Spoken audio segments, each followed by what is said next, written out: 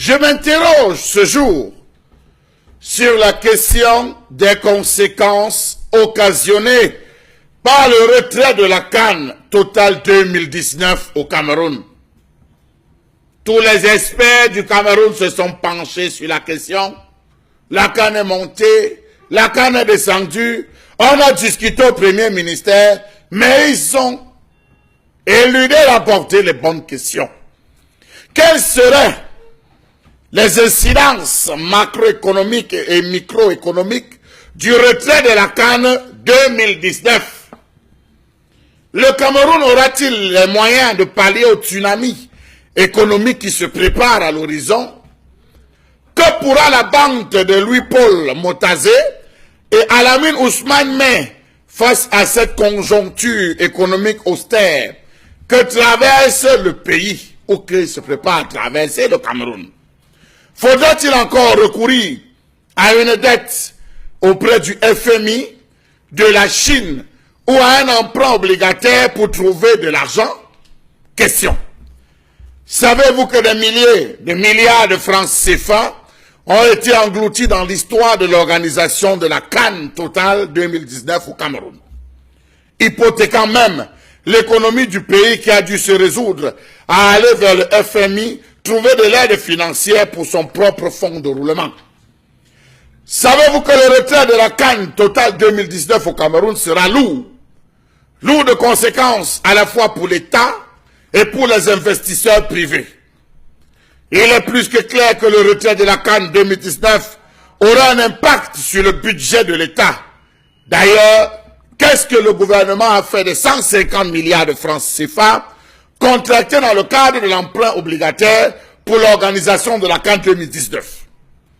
Savez-vous que les banques sont les plus grandes victimes de ce retrait de la CAN, car elles ont appuyé directement plusieurs investisseurs privés, notamment les hôteliers, pour l'achèvement de leurs chantiers en cours?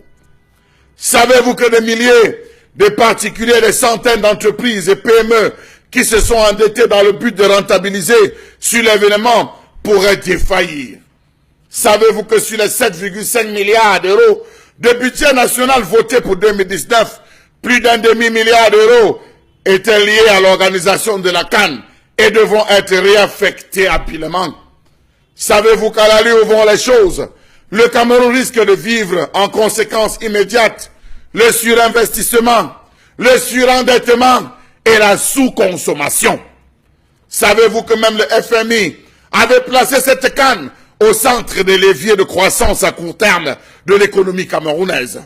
Savez-vous par exemple que dans ses prévisions, l'État du Cameroun avait adossé la grande partie des simulations de croissance à court terme sur les effets induits par l'organisation de la CAN et l'entraînement escompté sur l'économie locale? Savez-vous que dans le cadrage du budget 2019, l'État avait accordé une place de choix au financement de l'achèvement des chantiers de la CAN?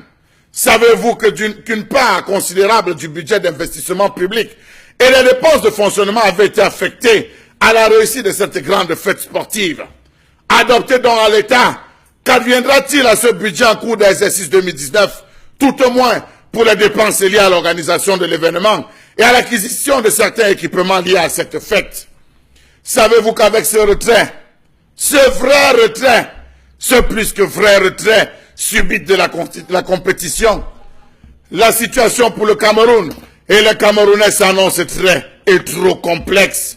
Savez-vous qu'en plus d'achever les chantiers pour ne pas perdre la face, le Cameroun ne connaîtra pas de retour sur investissement avant au moins plusieurs années?